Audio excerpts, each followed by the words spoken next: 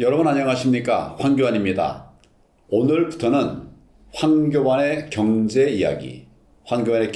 이야기를 주기적으로 좀 국민 여러분들에게 말씀을 드리려고 합니다. 경제 이야기 네 번째 이야기를 계속 이어가도록 하겠습니다. 오늘은 특별히 민생 문제에 관한 논의가 있으면 좋을 것 같아요. 요즘에 민생 경제가 화두가 되고 있지 않습니까? 또 정치권에서 여야 없이 한결같이 민생에 관한 이야기를 계속 이제 하고 있습니다. 그래서 오늘은 민생이 뭔지 이런 걸 중심으로 해서 어떤 해법이 있는지 또 어떤 대안이 있는지 민생이 뭔지를 아는 것도 중요하지만 대안이 뭐냐.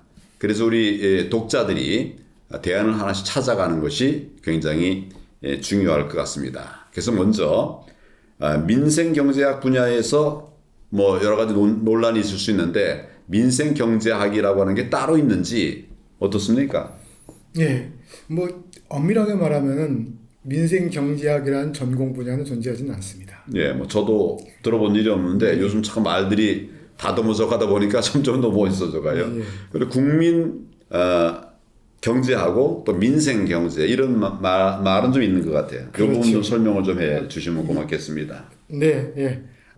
사실 그 경제학 역사가 1776년, 지금부터 한 250년 전에 시작됐으니까 꽤 오래됐죠. 그러다 보니까 워낙 다양한 전공 분야가 있는데, 재정학도 있고, 거시경제학도 있고, 또 이 산업경제학도 있고, 소비자경제학 등등 많습니다. 그렇지만 정확하게 민생경제학이라는 그런 전공 분야로 이런 가르치는 그런 데는 저도 아직 경험해 보지 못했습니다. 그렇다고 해서 민생경제가 중요하지 않다는 뜻은 아니고요. 경제학자들은 이제 국민경제 하죠.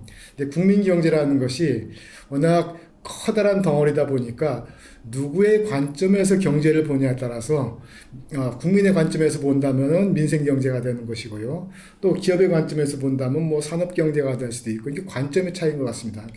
국민경제란 커다란 산이 있는데 거기 어떤 방향에서 어느 높이에서 그 경제를 보고 해석하냐에 따라서 이제 다른 양상이 나타나는 겁니다. 예, 그 중에서 네. 우리는 기업 경제는 나중에 생각해보고 민생 경제를 좀 오늘 논의를 해 나가면 좋을 것 같습니다. 그래서 좁은 의미에서 민생 경제라고 하면 어떤 것들이 민생 경제냐 궁금해집니다. 예를 하나 들어보겠습니다. 그 10월 23일 얼마 안 됐죠. 통계청에서 이런 지난 2분기에 가계 동향 조사를 올린 걸 신문에 많이 활자된 걸 보셨을 겁니다. 거기 보시면은 우리 국민의 평균 소득 지난 2분기에 평균 소득이 2.8% 감소했다. 2.8% 감소했다는 건 작년 2분기보다 2.8% 감소했다는 것이고, 그런데 장바구니 물가는 7%까지 상승했다라고 얘기했습니다. 이건 국민경제 이야기가 아니라 민생경제 이야기입니다. 국민경제 이야기하면은 우리가 흔히 아시는 국내 총생산 개념의 바탕을 둔 1인당 GDP가 얼마이고 라고 할 터인데, 가계 평균 소득을 2.8% 감소했다고 하니까 요거 이제 민생경제 개념이죠. 그래서 관점이 다른 겁니다. 또 국민경제적 관점에서는 소비자 물가지수를 이야기하는데 지난 2분기에 소비자 물가지수는 3.2% 상승했습니다. 이 소비자 물가지수는 한 근 480개 이상의 품목을 조사해가지고 물가지수를 이제 계산해내는 건데, 장바구니 물가는 자동차니 비싼 내구재 같은 게 들어갈 필요 없잖아요. 쌀, 라면, 우유, 등등. 이런 것들이 이제 포함되는 장바구니 한 144개 정도 따로 해가지고 이런 생활 물가 지수를 계산하거든요. 그 생활 물가 지수가 7% 상승했다는 거죠. 지금 물가가 많이 오르고 있는 게 맞죠?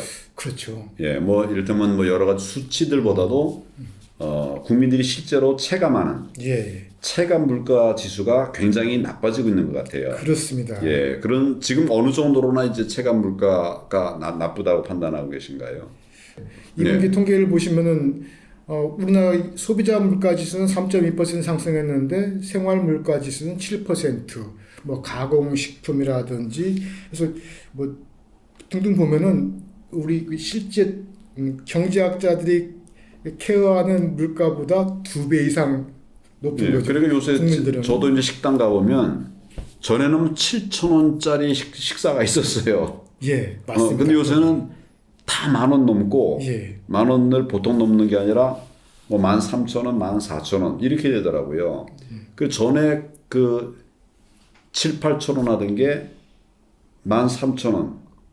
그건 사실은 어려운 사람들에게는 정말 힘든 것이죠.